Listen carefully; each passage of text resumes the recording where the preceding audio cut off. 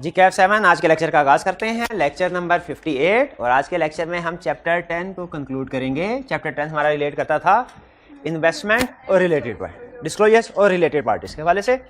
इसमें हमने सबसे पहले 3 कंसेप्ट पढ़े और मजे की बात तीनों मिलते जुलते हैं। एक पढ़ा हमने इन्वेस्टमेंट एसोसिएटेड कंपनी, फिर पढ़ा डिस्क्लोजर ऑफ डायरेक्टर्स इंटरेस्ट और फिर स्टडी किया रिलेटेड पार्टी। तो एसोसिएटेड कंपनी और रिलेटेड पार्टी और किन कंपनीज में इंटरेस्ट हो तो डिस्क्लोज करना है, ये कंसेप्ट थोड़े मिलते जुलते हैं। एसोसिएटेड कंपनी की डेफिनेशन तो आपको याद होगी, ठीक है। और इसी तरह किन कंपनीज में इंटरेस्ट हो तो डिस्क्लोज करना है, वो भी पता है आपको। ये डिस्क्लोजर जो करना होता है ये पब्लिक कंपनी के डायरेक्टर ने करना होता है कि प्राइवेट कंपनी ने, कि दोनों ने करना होता है? दोनों ने डिस्क्लोज करना है, ठीक है। अच्छा, इस कंसेप्ट हमने डिस्कस कर लिए थे। इसके कुछ होम असाइनमेंट की डिस्कशन पेंडिंग थी। आज हम होम असाइनमेंट की डिस्कशन करते हैं। वही खड़े क्यों हैं आप लोग? बैठे हुए थे? अच्छा, ये बैठे हुए थे, मैंने खड़ा किया है। वजह नहीं बताएगा, क्या वजह है खड़े होने की? जल्दी बोले, क्या वजह है? क्वेश्चन 9 ना करके आए असाइनमेंट। कैमरे की तरफ देखे, हाथ लाएं। कैमरे की तरफ देखे, हाथ लाएं। शाबाश शाबाश। ये हैं वो चेहरे, नहीं चेहरे माशाल्लाह अच्छे खूबसूरत चेहरे हैं, इनके काम अच्छे नहीं है, असाइनमेंट नहीं करके आते जी। चलिए question 9, what is the procedure for filing A general notice of interest by A director and what would such a general notice include. जब किसी ट्रांजैक्शन में किसी डायरेक्टर का इंटरेस्ट हो, वो इसको कैसे डिस्क्लोज करना है, ये एग्रीड डिस्क्लोज करना है। डिस्क्लोज करने के लिए 2 ऑप्शंस होती हैं। एक होती है स्पेसिफिक डिस्क्लोजर, हर ट्रांजैक्शन का अलग से दे दिया जाए। एक है जनरल नोटिस। वो जनरल नोटिस का आपसे मेथड पूछ रहा है कि जनरल नोटिस का क्या प्रोसीजर होगा। जनरल नोटिस का प्रोसीजर ये है, नंबर 1, या तो जो डायरेक्टर इंटरेस्टेड है वो खुद डिस्क्लोज कर दे, उस मीटिंग में जाके खुद नोटिस, जनरल नोटिस जो है वो सबमिट करवा दे, या वो जनरल नोटिस सेंड कर दे कंपनी को और नेसेसरी स्टेप्स लेके बोर्ड मीटिंग में उस नोटिस को रीड किया जाए, वो नोटिस अवेलेबल हो। यानी या तो अगर खुद मीटिंग में जा रहा है, इसका मतलब क्या है? वो कह रहे हैं या तो अगर खुद बोर्ड मीटिंग में वो प्रेजेंट होगा तो अपने हाथों से जनरल नोटिस सबके सामने रख दे। अगर खुद बोर्ड मीटिंग में प्रेजेंट नहीं है तो वो कुछ ऐसी अरेंजमेंट कर ले, किसी दूसरे डायरेक्टर से फॉर एग्जांपल कह दे कि वो उस मीटिंग में उसको अवेलेबल कर दे, ताकि अगर उस मीटिंग में वो डिस्कशन हो रही है उसकी, तो ये फैक्ट भी सामने आ जाए बाकी लोगों के, डायरेक्टर्स के, कि हमारे एक डायरेक्टर का इसमें इंटरेस्ट है। ये क्लियर हो गया। What would such a general notice include, इस जनरल नोटिस में क्या लिखा होगा? That I am जो इंटरेस्टेड इन कंपनी ABC, जो भी है, या रिलेशनशिप लिखा होगा। For example, my father is working as director in XYZ limited, therefore every transaction which is executed between ABC limited and XYZ limited, I should be considered as an interested party in that transaction. और ये जो general notice है, कितने, इसका validity period कितना है? 1 साल नहीं, end of the financial year. इसका मतलब फाइनेंशियल ईयर से 2 महीने पहले भी अगर आपने नोटिस दे दिया तो ये 2 महीने बाद फाइनेंशियल ईयर एंड होने पे एक्सपायर हो जाएगा। इसको रिफ्रेश करने का तरीका क्या है? दोबारा सेंड किया जाए। कब? 1 महीना पहले, last month of financial year fresh notice send करना चाहिए। क्लियर हो गया? ये हमने पढ़ लिया प्रोसीजर के कैसे ये notice, general notice board of directors की मीटिंग में अवेलेबल करवाया जाएगा, और दूसरा हमने स्टडी किया कि इस नोटिस में इंक्लूड क्या होगा। कोई प्रॉब्लम क्वेश्चन में? क्वेश्चन 9 में कोई प्रॉब्लम नहीं है। चलिए क्वेश्चन 10 की तरफ चलते हैं। जी भाई बैठ जाओ। क्वेश्चन 10। अच्छा, तरसी हुई नजरों से क्यों देख रहे हो? नहीं बिठाना मैंने, नहीं बिठाना, वो तो बेचारा शरीफ आदमी आज नहीं असाइनमेंट करके आया। Question 10, briefly explain the exception to the following provision as specified under the companies act. Exceptions बताइए इस रूल की जो कंपनीज एक्ट में लिखी गई हैं। In a meeting of board of directors no director shall take any. अच्छा, आपको पता ना ये तरीकाकार उसका, ये तरीका वारदात जो खास तौर पे उसने लॉ के पेपर में टेस्ट करने के लिए इजाद किया है कि 2 तरह की प्रॉब्लम स्टेटमेंट देता है। या तो कोई गलत स्टेटमेंट दे के कहेगा बताओ इसमें से एरर्स आइडेंटिफाई करो, और यहां एक ट्रू स्टेटमेंट देगा लेकिन कहेगा इसके एक्सेप्शंस बताओ। तो यहां पे एक्सेप्शन वाला तो लॉ के अलावा और किसी पे मेरा नहीं ख्याल के टेस्ट होता। In a meeting of board of directors no director shall take any part in the discussion और वोट ऑन एनी कॉन्ट्रैक्ट और अरेंजमेंट एंटर्ड इनटू और to be entered into by और on behalf of the company if he is in any way whether directly और indirectly concerned और interested in the contract और arrangement nor shall his presence count for the purpose of forming A quorum at the time of any such discussion और vote and if he does vote his vote shall be void. इसको पढ़ें और इबरत हासिल करें। कि अगर आपकी books ना होती, आई कैप ने आपका स्टडी टेक्स्ट डेवलप ना किए होते, तो आपको ओरिजिनल लॉ से पढ़ना पड़ता ना। तो ये वर्डिंग है, ये असल में ओरिजिनल लॉ जो है ना कंपनीज एक्ट, उसमें से उठा के पैराग्राफ उसने सामने रखा है। समझ आई आपको इसकी? हाँ, ये समझ आ गया होगा कहना क्या चाह रहा है कि अगर कोई डायरेक्टर किसी कॉन्ट्रैक्ट में इंटरेस्टेड है तो उसकी प्रेजेंस को काउंट नहीं करना, वोट को भी काउंट नहीं करना, ये कह रहा है। ठीक है, हाँ। अब बताइए इसकी एक्सेप्शंस क्या होंगी? एक्सेप्शन इसके दो है कि this provision does not apply on director of A private company. Private company है, सिर्फ के आगे पीछे कुछ और भी लिखा है, विच इज ये जो किसी पब्लिक कंपनी की होल्डिंग है सबसे, ये भी लिखा हुआ है, पक्की बात है, देख ले किसी और प्रोविजन में ना लिखा हो, इसी में लिखा है। तो इसका मतलब यह हुआ कि प्राइवेट कंपनी जो कि किसी पब्लिक कंपनी की होल्डिंग भी नहीं, सब्सिडी भी नहीं, यानी बिल्कुल ही अलग हट के प्राइवेट है, उसका किसी पब्लिक कंपनी से दूर दूर का ताल्लुक भी नहीं है, ऐसी प्राइवेट कंपनी के डायरेक्टर पे ये प्रोविजन एप्लीकेबल नहीं। और दूसरा, in case of contract of indemnity, इन दो सिचुएशन में ये प्रोविजन अप्लाई नहीं होगी, एक्सेप्शन है। शाबाश, 10 क्लियर। अच्छा 11 जो है ना, ये आई कैप के पास, ये भी पास पेपर का, ये ध्यान से पढ़ना है, इसमें से आपसे क्वेश्चन पूछूंगा मैं। 11 फ्राज लिमिटेड,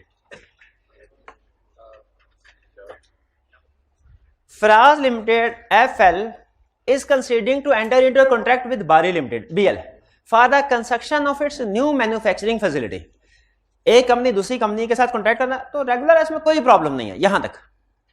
आगे कह रहे board of directors of FL has authorised Hasan Ali and executive director to negotiate the final price with BL।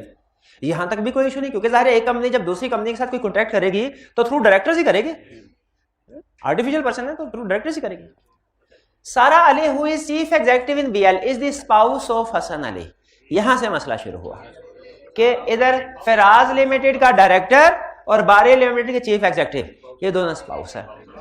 In view of the provisions of company act 2007 briefly explain the responsibility, requirement को गौर से, responsibilities of Hasan Ali towards FL Faraz limited under the above circumstances.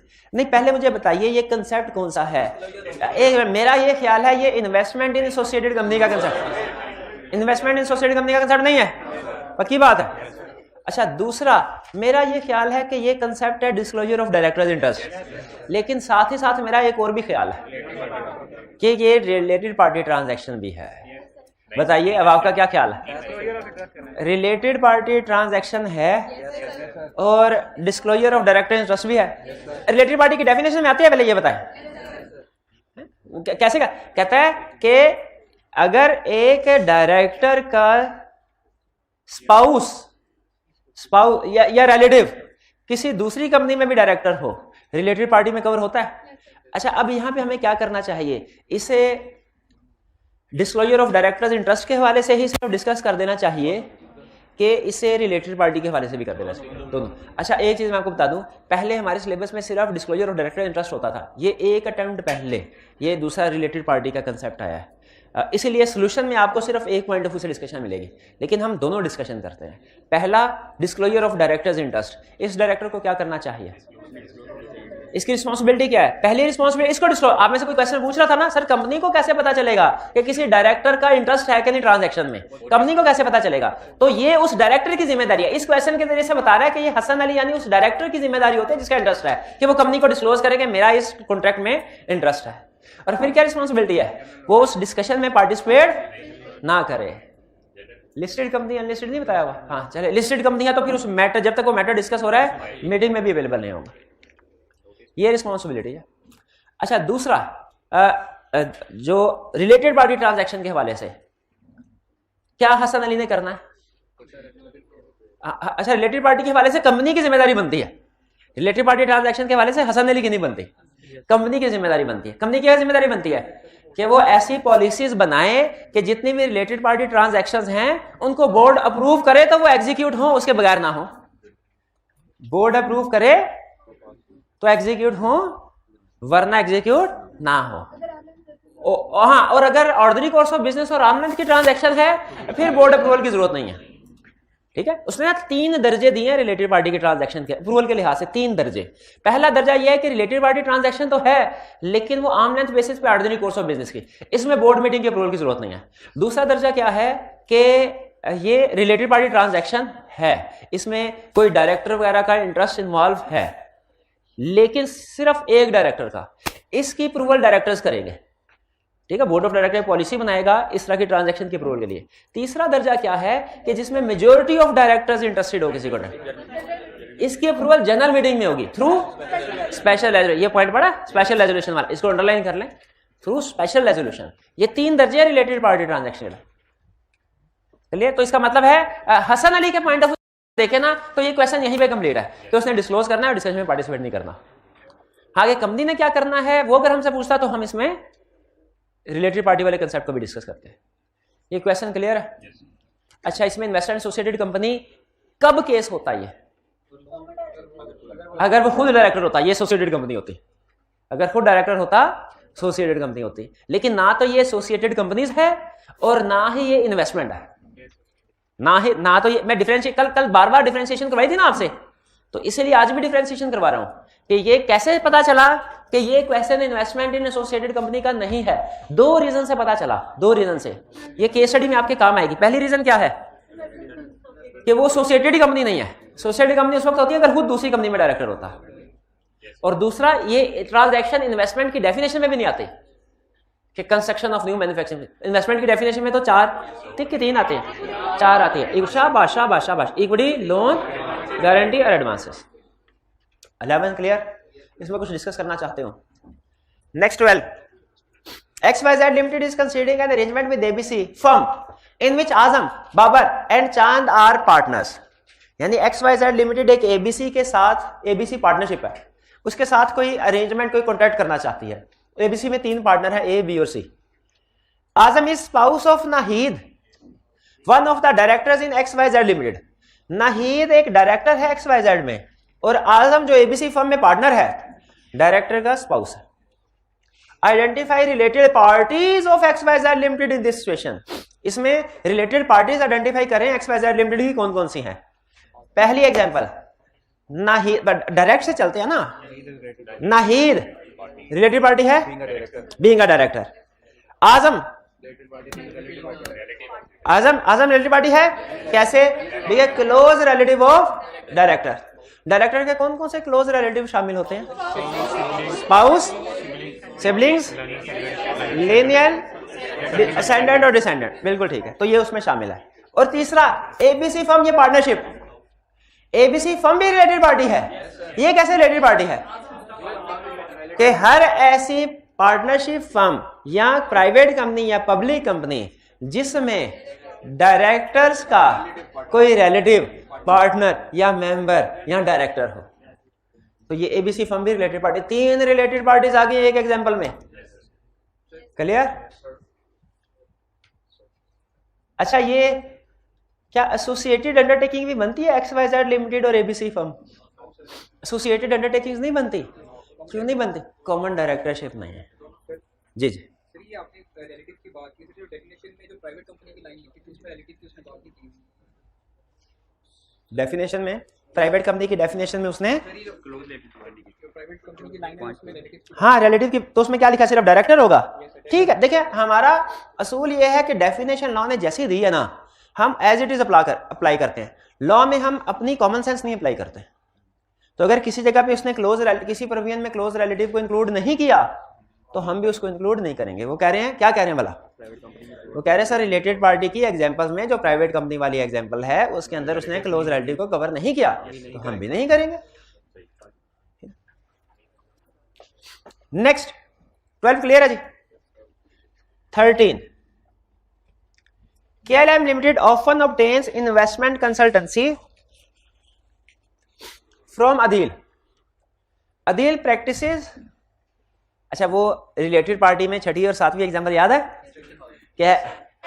हमारे chief executive की instructions पे कोई और चलता हो या हमारा चीफ एग्जीक्यूटिव किसी की इंस्ट्रक्शन पे चलता हो, वो भी रिलेटेड पार्टी होती है। एक्सेप्शन भी थी इसकी कि जो प्रोफेशनल अपनी प्रोफेशनल, अगर टैक्स कंसल्टेंट अपनी प्रोफेशनल कैपेसिटी में कोई टैक्स एडवाइस दे और हम उसकी एडवाइस पे अमल करें तो वो रिलेटेड पार्टी नहीं होगी। ठीक है ठीक है ठीक है। KLM Limited often obtain investment consultancy from Adil. Adil practices as a business advisor and provides the consultancy to KLM Limited purely in professional capacity. Is a dealer related party of KLM limited? क्यों related party? Professional capacity में advice दे रहा है, तो professionals की advice को तो हम मानते हैं, ये नॉर्मल है और मानना भी चाहिए, प्रोफेशनल को रखा है इसलिए अच्छी एडवाइस दें और हम उसको अमल करें। 14 A, Farid is a non executive director. अच्छा, इसमें आपने बताना है ऑफिस ऑफ प्रॉफिट की एक टर्म यूज हुई है। ऑफिस ऑफ प्रॉफिट की टर्म कहां यूज हुई है? रिलेटेड पार्टी किस कंटेक्स्ट में यूज हुई थी? फायदा बेनिफिट कि अगर डायरेक्टर किसी पोस्ट पे पॉइंट हो जहां जो कि office of profit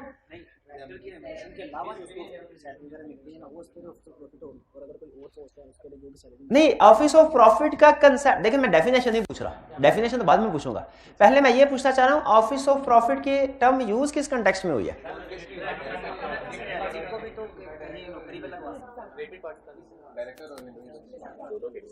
related party में, कि रिलेटेड पार्टी ट्रांजैक्शन की एक एग्जांपल है, ठीक है, कि अगर अपॉइंटमेंट की जाए किसी डायरेक्टर अपने किसी रिलेटिव की अपॉइंटमेंट करे ऑफिस ऑफ प्रॉफिट की पोजीशन पे, तो वो रिलेटेड पार्टी ट्रांजैक्शन होगी।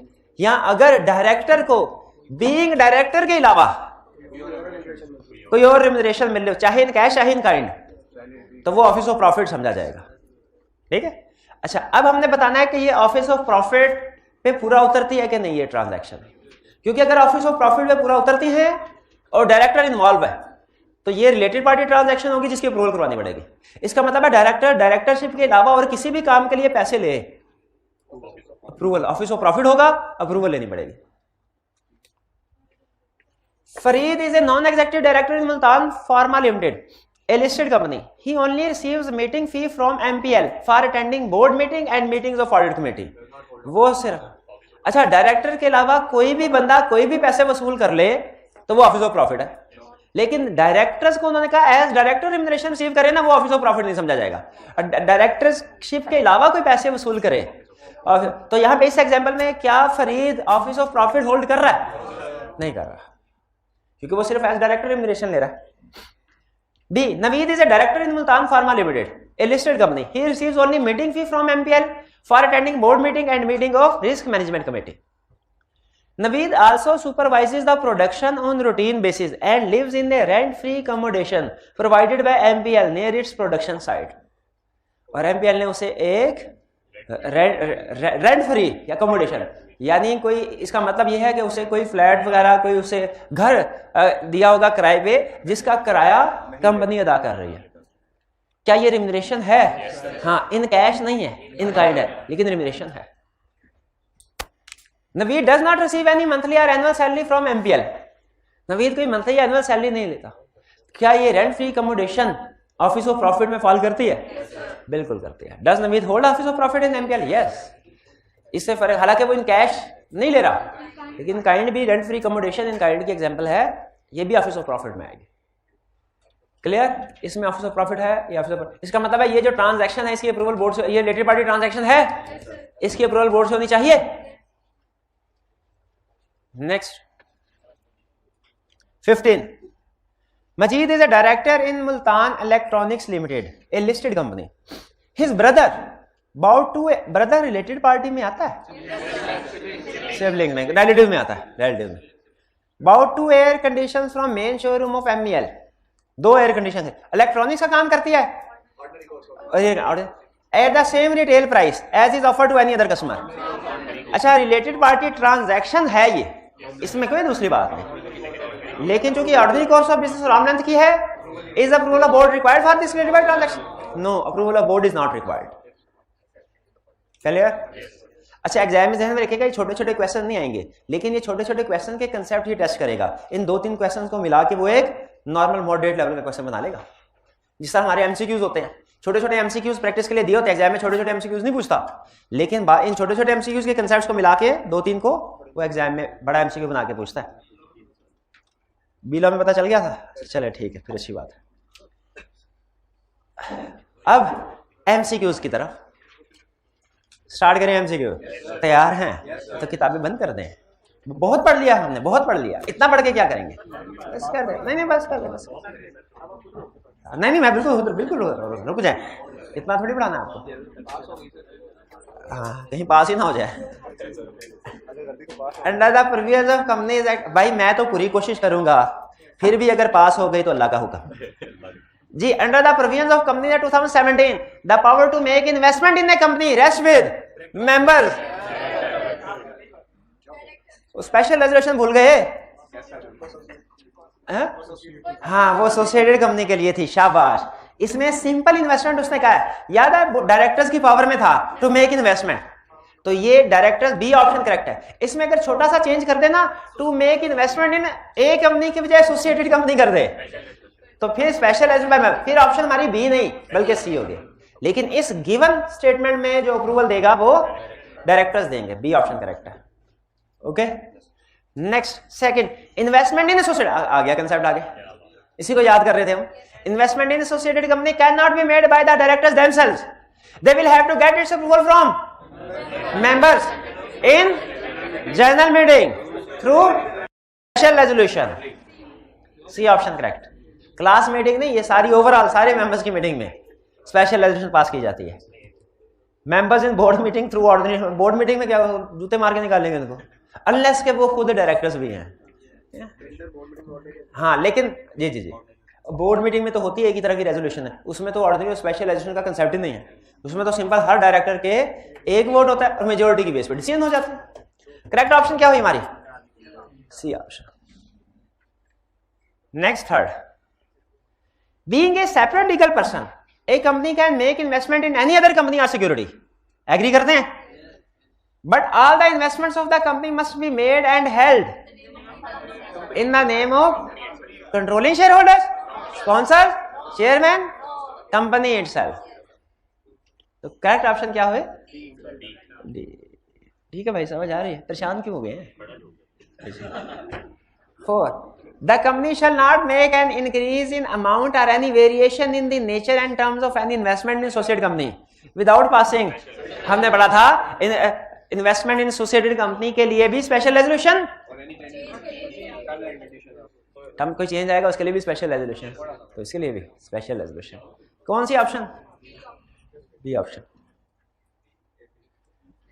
5, the register for investment of company not held in its own name, register for investment, इसको तो सिर्फ और सिर्फ मेंबर्स इंस्पेक्ट कर सकते हैं,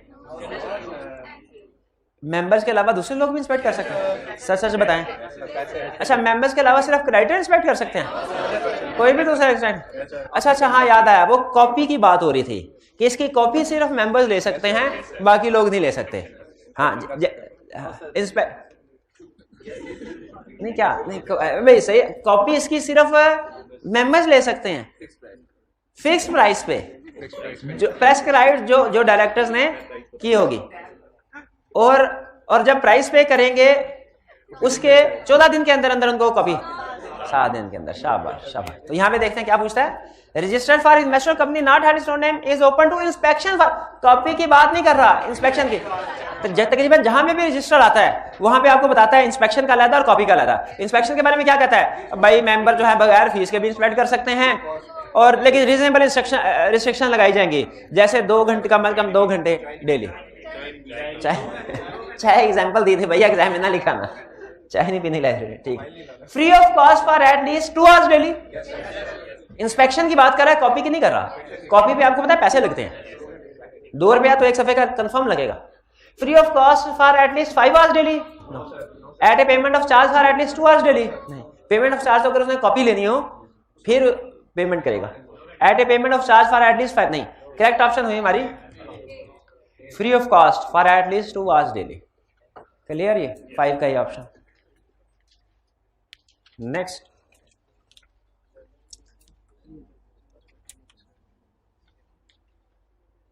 six, any member may require a certified, any member may require a certified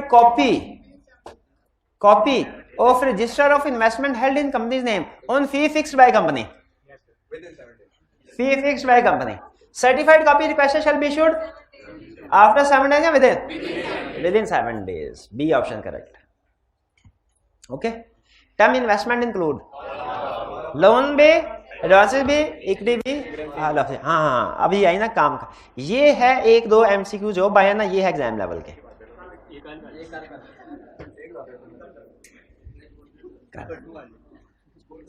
Anas भाई ऑनलाइन के स्टूडेंट्स भी आपकी कंप्लेन कर रहे हैं, आपको पता है ना, पहले भी बताया था आपको।